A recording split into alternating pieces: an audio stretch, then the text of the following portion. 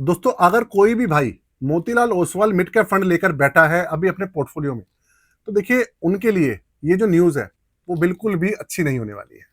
मोतीलाल ओसवाल ने एक ऐसी हिस्ट्री रच दी है, मतलब उसके मिड कैप फंड ने, जो आज तक उससे कभी भी उम्मीद नहीं करी गई थी।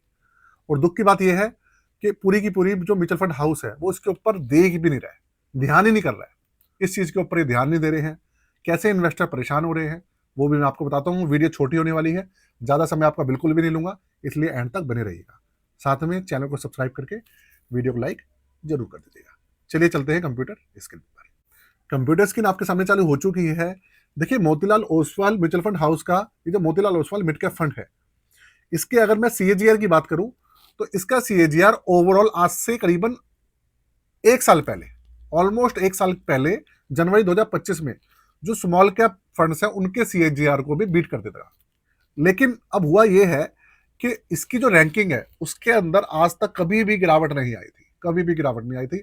हमेशा से कई साल से ये फंड 5 स्टार रैंकिंग पे ही चल रहा था। लेकिन अब ना इसकी जो रैंकिंग थी पिछले 2 महीने पहले 4 स्टार पे आ गई थी। चलिए 4 स्टार पे भी कोई प्रॉब्लम नहीं है, चल रहा था सब कुछ ठीक। लेकिन अब भाई इसकी रैंकिंग गिर के 3 स्टार पे आ गई है। आप ये देखिए, आपके सामने है Motilal Oswal mid cap fund की जो रैंकिंग है, इसमें भारी गिरावट हुई है। अब इससे दुख की बात यह है कि इससे एक चीज क्लियर दिख रही है कि फंड ना परफॉर्मेंस बिल्कुल भी निकाल के नहीं आ पा रहा है। इसके जो फंडामेंटल्स है ना, वो बिल्कुल भी करेक्ट नहीं चल रहे हैं। वो कैसे, आप देख लीजिए। सबसे पहले आप रिटर्न्स वाला पोर्शन देखिए, आपको आइडिया लग जाएगा। आप देखो, 1 साल का आप सीएजीआर देख लो, उसका 1.33% है। 1 साल का, 1 साल का सीएजीआर 1.33%। और इसका जो बेंचमार्क है वो 13.03% है। और वहीं अगर आप एचडीएफसी मिड कैप फंड को देखेंगे तो करीबन 15% से ऊपर का एवरेज निकाल रहा है 1 साल का। एक इसका कंपटीटर है, वो 1 साल का एवरेज 15% निकाल रहा है, और ये 1 साल का सिर्फ 1.33% निकाल रहा है। और अगर मैं 1-2 दिन पहले की बात करूं ना, तो ये माइनस में चल रहा था, माइनस में 1.5% था ये, जब वो 15% पॉजिटिव था। तो वो तो मार्केट थोड़ी सी और ऊपर हुई है, तो ये पॉजिटिव आ गया है 1 साल में।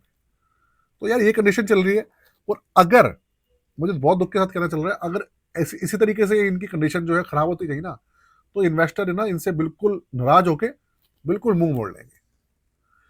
अब इसके पोर्टफोलियो के ऊपर नजर मारूं, मैं हर कोशिश कर रहा हूं हर हफ्ते इसके बारे में कुछ ना कुछ इंफॉर्मेशन देता रहूं आपको। कोशिश मेरी यही है। तो आप देखिए, बिल्कुल भी ना इसका जो स्टॉक्स हैं उसके अंदर ये बिल्कुल भी चेंज नहीं कर रहे हैं। वही आप देखो, 26 स्टॉक्स लेके बैठे हैं। और बात करूं, टेक्नोलॉजी सेक्टर इन्होंने सबसे ज्यादा इकट्ठा किया हुआ है। और सबसे ज्यादा ना जो दुख की बात है, जो सबसे बड़ी प्रॉब्लम है, वो यही है कि इन्होंने टेक्नोलॉजी सेक्टर ज्यादा लिया हुआ है। भाई इनको चेंज करना चाहिए, दूसरे स्टॉक्स लो ना भाई। निफ्टी 500 में 500 स्टॉक्स हैं, आप क्यों 26 स्टॉक्स लेके बैठे हो? और इनकी जो दूसरी स्कीम्स हैं, small cap, large cap, multi cap, और जो दूसरी स्कीम्स है उनके अंदर भी यही स्टॉक्स लेके बैठे होते हैं। उनके पोर्टफोलियो में भी आधे स्टॉक्स आपको यही मिलेंगे। ओवरलैपिंग इतनी ज्यादा कर रहे हैं, इसी है, इतने सारे फंड मैनेजर हैं, सब कुछ है, तो पता नहीं किस तरीके से, किस सोच से चल रहे हैं। आप देखो, ऐसे सेक्टर्स के अंदर ही हिस्सेदारी लगा रहे हैं जो सेक्टर्स अभी चल नहीं रहे हैं, जिनमें गिरावट चल रही है। तो भाई ये सब चीजें हैं, अगर ये इस सब चीजों को अपडेट नहीं करेंगे, ठीक नहीं करेंगे, तो भाई इन्वेस्टर के पास ना कुछ कोई दूसरा ऑप्शन नहीं रहेगा बस। और आपको पता ही है मैं किस ऑप्शन की बात कर रहा हूँ। और रही बात और सब चीज़ों की, ये कोई कंपैरिजन वीडियो नहीं है, कोई और कुछ नहीं है, बस मैंने आपको ये बताया था। अब आपके दिमाग में आ रहा होगा कि भाई आप लोग क्या करें। आप, ये फंड पिछले 12 साल से लगातार परफॉर्मेंस दे रहा है, एक के बाद एक के बाद एक। अभी इसका थोड़ा सा बुरा समय चल रहा है, तो वो भी निकल जाएगा। आप थोड़े से बने रहिए, पेशेंस लेवल बना के रखिए।